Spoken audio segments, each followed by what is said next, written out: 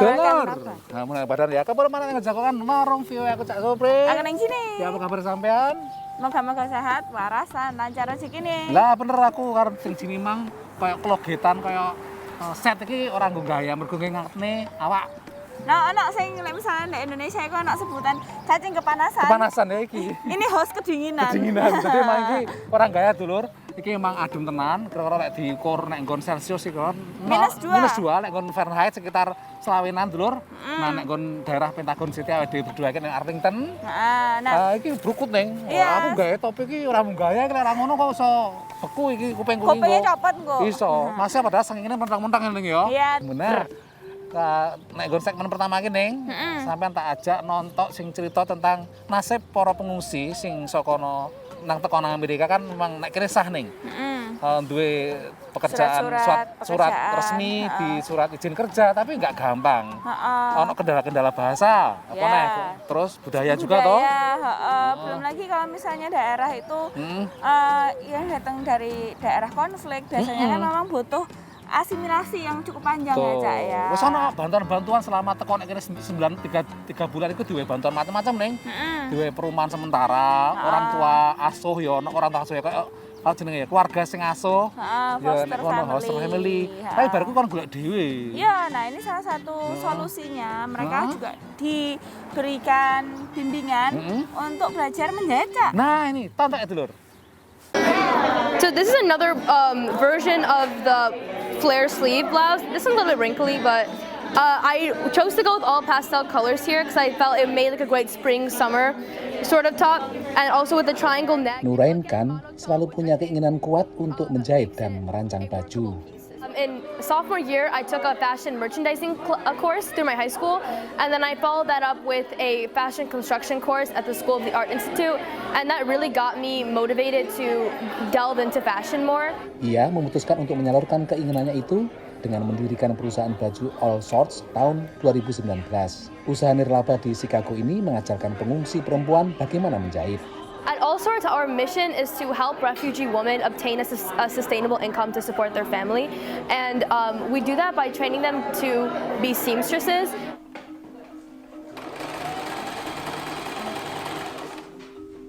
All Sorts bekerjasama dengan IGNA Relief Refugees Resource Center di Chicago untuk mengadakan kursus menjahit bagi pengungsi setiap minggu.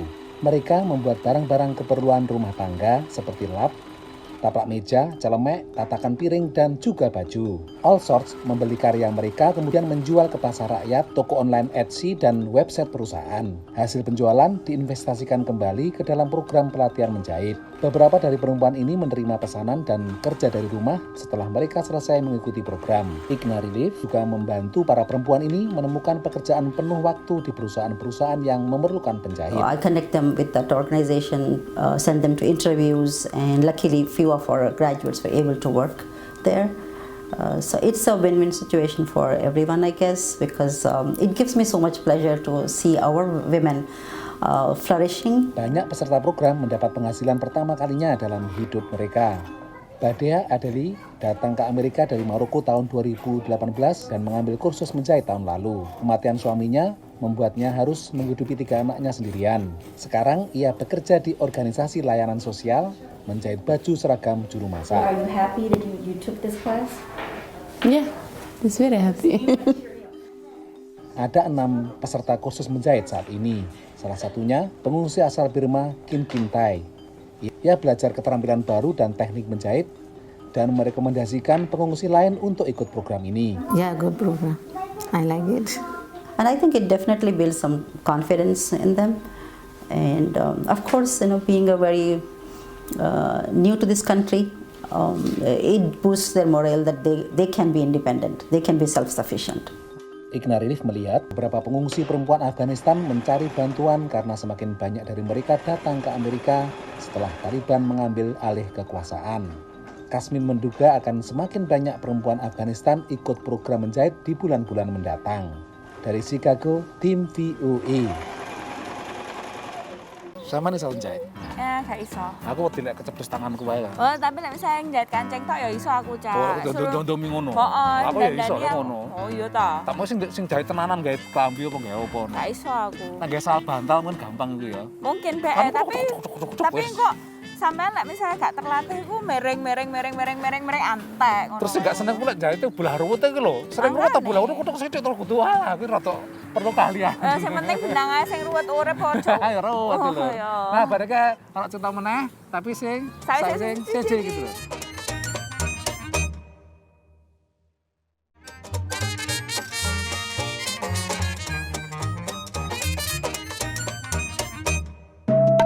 Nah, Cak. Heeh. Nah, misalnya keliling-keliling sekitar Pentagon City ini, Iya. memang salah satu yang paling berkembang konstruksinya itu yang kene ya, Cak ya? Iya, daerah iki salah nang daerah kene iki mang dadi pusat bisnis sing gede nek kene iki, agak gedung-gedungnya nek kene iki. Lek Pentagon iku cukup suwe nek kene ya, tahun Ya. 80-an wis dikembangno nek kita 10-an. 90-an. Nah, terus nek restoran kene kan ono restoran-restoran ning akeh ono Asia, restoran Amerika, dadi ono perumahan dulu kayak ruko sakjane. Iya, benar. Cuma ya memang ini daerah yang perkembangannya itu paling pesat ya sejauh ini ya, Cak ya. Bener, gentrifikasi luar biasa, cedek karo Washington DC, Tapi harga lebih murah. lebih murah. Heeh. Lah buri kuwi nang ono bangunan. Heeh. Kuwi restoran Thailand wis suwi. Heeh. Ditutup gitu. Enggak ngerti mungkin sing duwe wis bosen atau piye ngono. Lah kalau lagi didandani karo wong-wong iku, Nah, memang konstruksi itu salah satu pekerjaan atau bidang yang lumayan lukratif ya. lukratif, apa ya? Menguntungkan. Gajine akeh nek kene iki. Jadi jek salah sing jenenge tukang nek kene iki gajine luwih gede kadang-kadang ya lek wis Iya. profesional wis suwe iku ketimbang pegawai bank dan sebagainya. Karena memang peraturannya lumayan ketat ya, Cak ya. Benar. Ada beberapa compliance atau aturan-aturan yang harus dipenuhi. Kayak iso asal bangun ae. Bener. Terus lek idam adem ngene iki bayangno sapa sing gelem adem nek kono kudu Ya bayarannya nek luwih jobo, gede wae, yo. bayarane gede. Makanya ya gelem ae terus jek salah. Saiki yo dunia konstruksi iki mulai dirambah sampai wong wedok. Selama ini kan dunia laki-laki toh, wong lanang Kayak toh. lanang ngono Wah, yo. maco. Laki. Wah, laki nyekel geraju utawa petil. Wah, gagah. Padahal Cak ya iso. Lah saiki ternyata mulai anak sing ngono kuwi. Tak ceritane, Dur. Mereka minoritas dalam industri yang didominasi pria. Tapi menurut survei Departemen Tenaga Kerja Amerika Serikat, selama 2020, jumlah pekerja konstruksi perempuan meningkat menjadi sekitar 1,2 juta orang. Walau industri konstruksi justru kehilangan hampir 600.000 pekerjaan akibat pandemi. Being able to see the bigger picture, being a part of something bigger.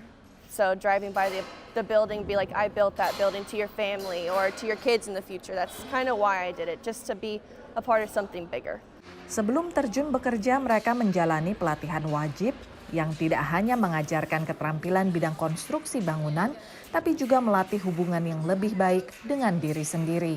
I think it's, for me personally, it's a constant battle on gaining confidence, but this job has definitely helped it. I don't think I would be as confident as I am now working in another field. Hanya 10% dari total pekerja konstruksi di Amerika Serikat yang perempuan. Oregon Tradeswomen menawarkan kursus gratis 8 minggu bagi para perempuan yang ingin berkarir di bidang konstruksi. Kelly Kupchak yang telah berkecimpung di industri konstruksi selama lebih dari 20 tahun mengepalai perusahaan ini. Oregon Tradeswomen juga membantu siswa mencari kerja. Batu loncatan yang sangat dibutuhkan karena perempuan lebih sulit masuk ke industri ini dibanding pria. I also saw some really hard things and I experienced some really hard things as a woman in an industry that's still dominated by men. And an industry which I think is changing, but back then it was still largely this very macho, like, why are you here? Why are you here taking my job? Why are you here taking a job from another man who has to feed his family? And I was like, I have to feed my family too. So that was a big eye-opening experience for me firsthand. Bridget melatih calon-calon pekerja konstruksi bidang listrik. Menurutnya, di luar pengetahuan dan keterampilan, siswa juga perlu diingatkan bahwa isu gender dan kekuatan fisik tidak seharusnya menjadi hambatan. There's times when having a smaller stature is going to be more beneficial in our industry, and there's times when being bigger is going to be more beneficial in our industry. As far as safety concerns go, and safety training and things like that, we're always learning how to do our jobs with the least possible damage, repetitive use, destructive use to our bodies. And so we've got so many more tools nowadays that we can use to be able to do heavy physical work. Setiap tahun, lebih dari 1.000 perempuan lulus dari pusat pelatihan tradeswomen, siap membangun gedung, rumah, dan karir mereka. Dari Portland, Oregon, VOA. Itu memang jenis-jenis macam-macam pekerjaan di Amerika Serikat itu memang secara survei bahkan ada yang bilang nggak membutuhkan pendidikan sampai tingkat S1 ya Cak ya. Bener kayak iki, makanya akeh sekarang kan fenomena wong lanang terutama iku sing gak gelem yang kuliah mergo biayane tinggi, lek kok metu kuliah karo biasa SMA kadang-kadang gede sing SMA. Iya, dan vocational school atau SMK Kejuruan yang langsung dapat kerjaan itu lebih menarik buat sebagian orang Amerika supaya ya itu nggak bayar utang uang sekolah. Nah dulur bareke ana cerita liyane tapi sampe siji iki.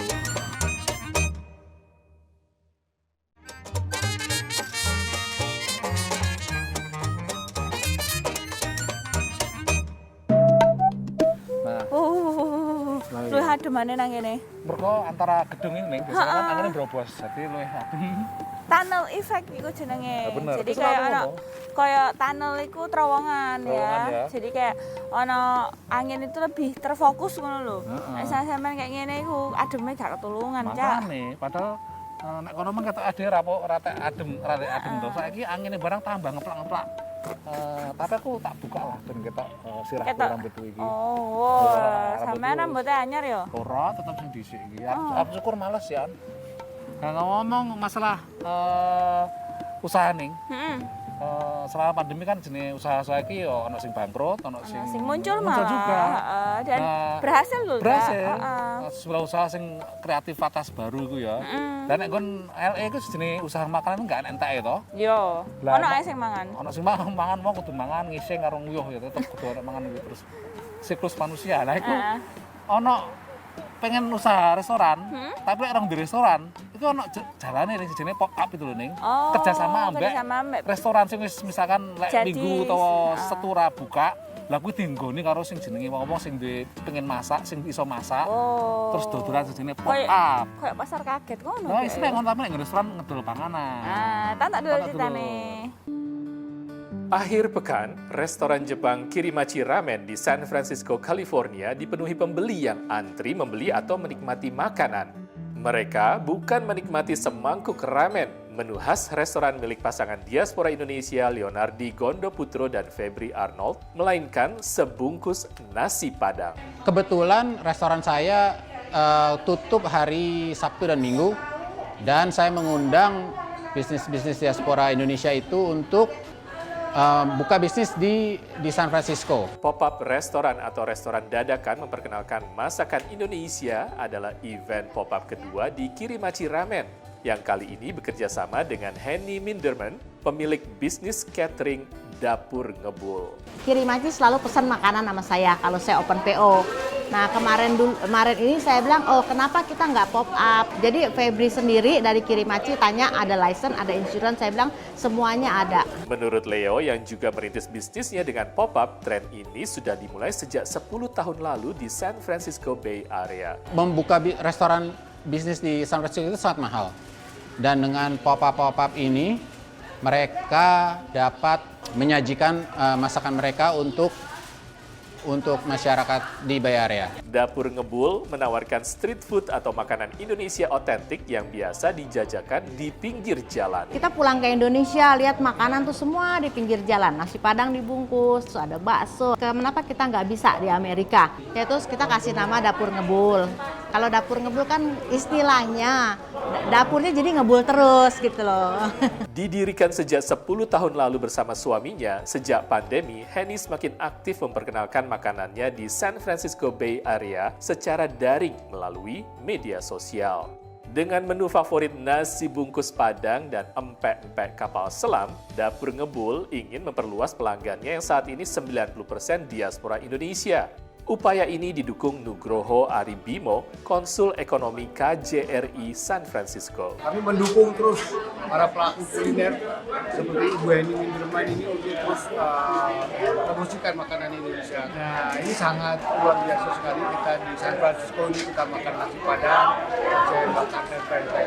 Selain disambut gembira diaspora Indonesia yang rindu makanan tanah air seperti Hosanah yang sudah 2 tahun menetap di San Francisco untuk kuliah. Pas lagi kayak ngidam banget nasi padang gitu, jadi kayak wah pas lihat ada acara ini langsung pengen gitu. Juga oleh warga Amerika yang datang untuk mencoba masakan Indonesia. I mean, it was all really good together, especially the sauce. Everything tasted really good together, complemented each other.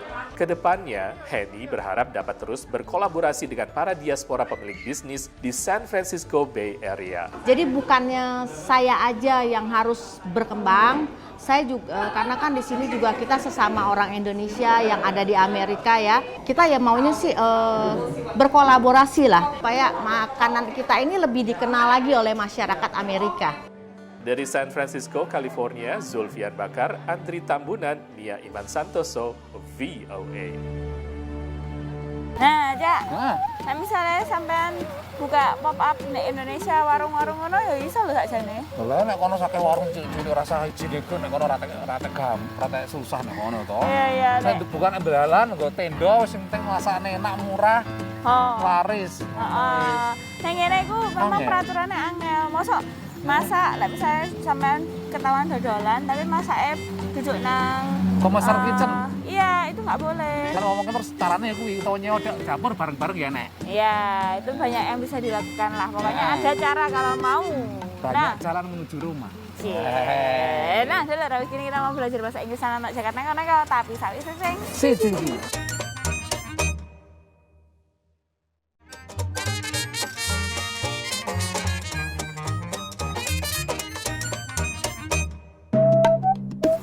Ngembun terus ini. Iku lho aku kacamata gara-gara sing jenenge masker iki ngembun iki lho. Aku bingung golek sing piye anti embun. Aku tak tuku sing jenenge anti ngembun maskere. Tetep ae ngembun. Sama aku ngerti sampean solusine apa, Cak? Apa? Orang kacamata kuda. Ora, kan kacamata renang. Oh iya. Nemplok ngene lho. Tapi terus mari ngono sampean koyo iwak. Kayak iwak hiu. Oh, koyo iwak koki. Mak dung-dung ngono. Lek kacamata berembun apa bahasa Inggrisnya? Foggy. Lek hatimu yang berembun? Gak ono. Ora ono ya. Hatiku dingin. Oh, adem ya? Iya. Sampean iki mengada-ngada. Ya, dulu daripada mengada-ngada mending belajar English in a minute. Welcome to English in a Minute. We all know that medicine is what doctors give you to help you feel better. Taste of someone's own medicine. So are Anna and Jonathan now giving drugs to people? Josh did it to me again. I invited him for a night of karaoke. He promised to go, but then didn't show up. You should give him a taste of his own medicine. Next time he invites you to karaoke, say yes, but don't go. I can't do that. I love karaoke. I have to go. Giving someone a taste of their own medicine means doing something to another person because he or she did it to you. It is meant to send a message to the other person. So it is usually a bad thing, like promising to go to karaoke but then not going. And that's English in a Minute. Jalan. Saiki. Gilirane. Jagat. Neko.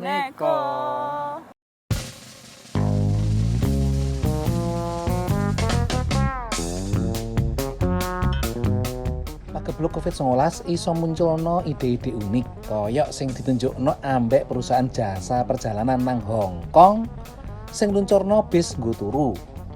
Snooze bus iki muter-muter kutha saksuwene 5 jam lan penumpang iso turu sak kateke. Ternyata jasa layanan iki laris lan iso nambah pendapatan perusahaan sing terpuruk gara-gara pagebluk. Wong-wong iki jelas duwe hobi keturun angkot.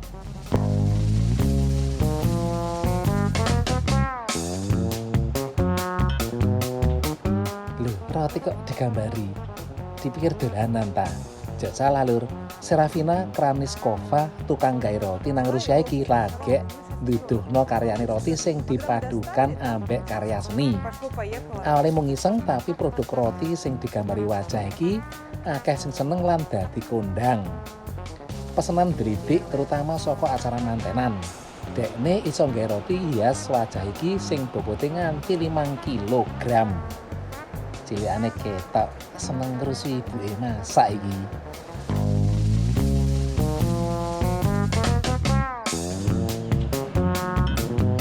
Kutha Aarhus, Denmark, kapan kae ngecakno uji coba garis nyebrang dalan 3 dimensi. Zebra cross sing sakjane mung ilusi mripat iki lek disawang saka sisi tertentu kaya zebra cross sing mecungu nang tengah dalan lan uji coba iki sejumlah penggowes ngerem sepedae ngakei kesempatan wong nyebrang. Lelek wong akeh ngerti iki mung tipuan mripat. Suwe-suwe wong bablas ae lur. Sore-sore yo saya adem ning. Tambah malam. Heeh. Kok lek malam tambah adem banget. Lah makanya terus mergo udara hawane ke adem ning. Salju sing turun minggu kepungkur iki lho isih bertahan. Heeh, dadi malah bahaya iki dadi sejenis icy. Oh, licin dadi ya? licin slit. Dadi embuh iki entek kapan susu entek tapi selama nek nggon sore minus ngene iki ini terus akan terus ono saljune iki bertahan. Rupane elek. Sirang-irang. Oh, kayak sampean ngono, habis manis sepah dibuang. Mosok saljune wis gak disayang-sayang maneh terus sampean ngomong elek. Lah iya wingi tak dene ngitake juruh padahal es juruh es serut iku.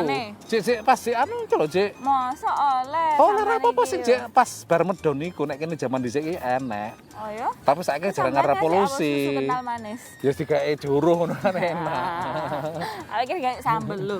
Oh, apa sih? Sambel es. Dolar sudah 30 menit kami menemani sampean. Nek bisa sampean berpertanyaan atau cerita apa sih pengen ditahu di Amerika, langsung aja Dolar kirim email ke warung@clinnews.com atau ning Facebook kata kuncine warung piwe saka Pentagon Ro Pentagon City Arlington aku Cak Supri. Aku ning sini nang mburi kamera ono Cak Rifan. Kenapa Dolar?